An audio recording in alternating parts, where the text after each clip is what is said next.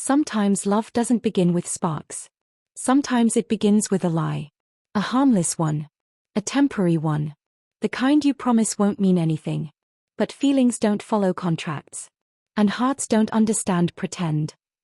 This is the story of two people who agreed to fake a relationship. And forgot how to fake the way they felt. Her name was Clara. 26. Smart. Independent. Recently heartbroken. Her ex had left her for someone else 2 months before her cousin's wedding, a wedding where everyone expected her to show up with him. Instead, she was showing up alone.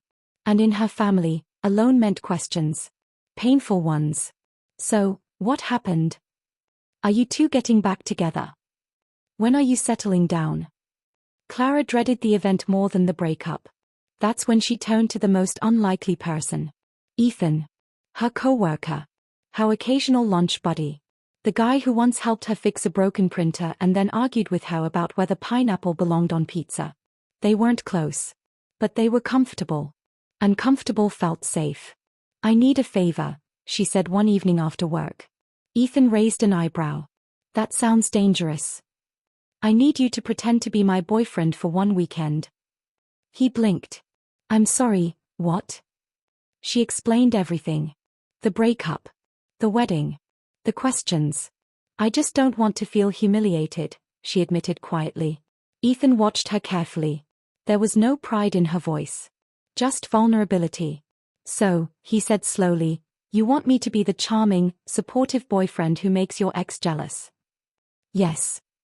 And after the weekend, we go back to normal. Exactly. He hesitated. This was messy. Complicated. Risky. But when he looked at her, nervous, hopeful, slightly embarrassed, something in him softened. Okay, he said. Her face lit up with relief. Really? Yeah. But I have conditions. She groaned. Of course you do. We rehearse our story. No awkward contradictions.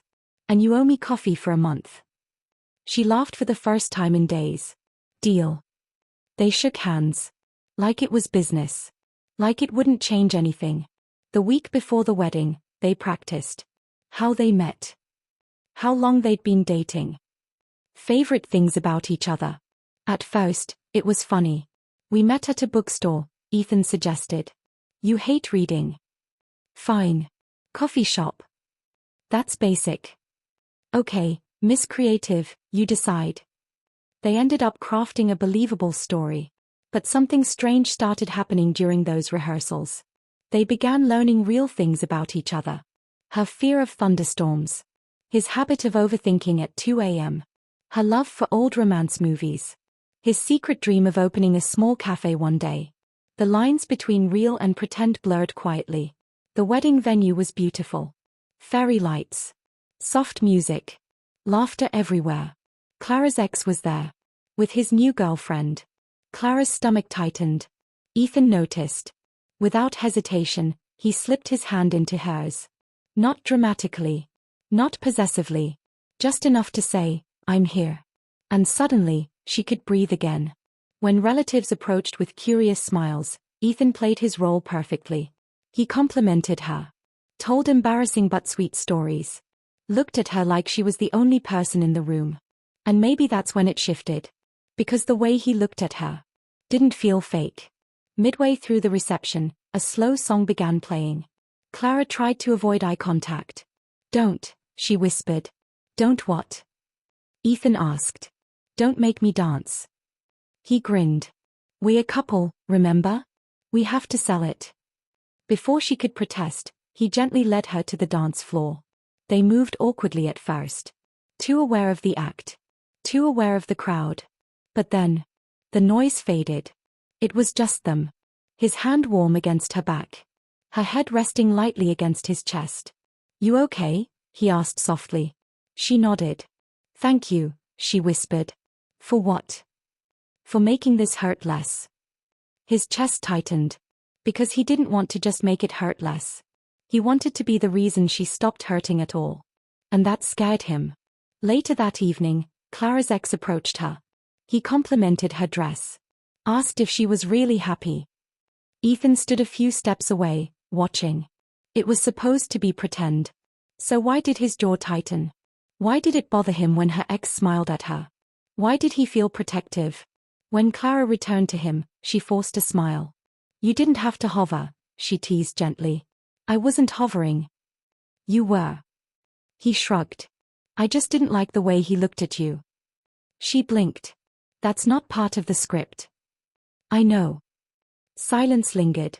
Because for the first time, neither of them knew which lines were real. The wedding ended. The car ride home was quieter than usual. No rehearsed jokes. No exaggerated affection. Just two people sitting in the aftermath of something unexpected.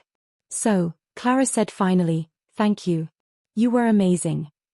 He nodded. Guess we're officially broken up now. She tried to laugh.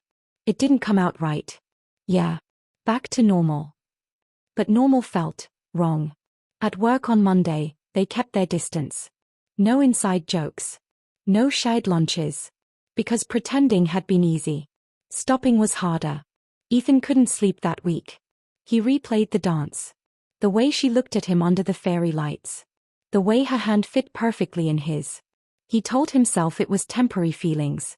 Situational. But then he saw her laughing with another coworker one afternoon. And something twisted painfully in his chest. That's when he knew. It wasn't pretend anymore. And maybe it never had been. He found her on the office rooftop one evening. She came up there when she needed air. You're avoiding me, he said gently. She didn't deny it. Maybe we blurred things too much. Did we? He asked. She looked at him. Vulnerable again. Ethan, it was easier when it wasn't real. His heart pounded. It's real for me. The words hung heavy between them. I didn't plan it, he continued. I agreed to help you. That was it. But somewhere between practicing our story and holding your hand, I fell for you. Her eyes filled with tears. You weren't supposed to. I know. Silence. Terrifying. Honest. And if you don't feel the same, he said quietly, I'll accept that. I just couldn't keep pretending. Clara stepped closer. You know what scared me most at the wedding? He shook his head. It wasn't seeing my ex. It was realizing how safe I felt with you. She swallowed. I wasn't ready to feel that again. He didn't move. Didn't rush her. I thought if we went back to normal, the feelings would fade, she admitted. Did they? She shook her head slowly. No. Tears slipped down her cheeks. I think I started falling for you the moment you said yes. He let out a shaky breath. So, what now? She smiled softly through tears. This time, we don't pretend. Their first real date wasn't dramatic. No fairy lights. No jealous exes. Just coffee at a quiet cafe. But this time, when he held her hand, it wasn't for show. When he looked at her, it wasn't to convince anyone. And when she smiled, it wasn't to prove she'd moved on. It was simple. Honest. Earned. He pretended to be her boyfriend. Just for a weekend. Just to help her heal. But somewhere between fake smiles and borrowed stories, he fell in love for real. And sometimes, the best love stories don't start with destiny. They start with two people brave enough to stop pretending.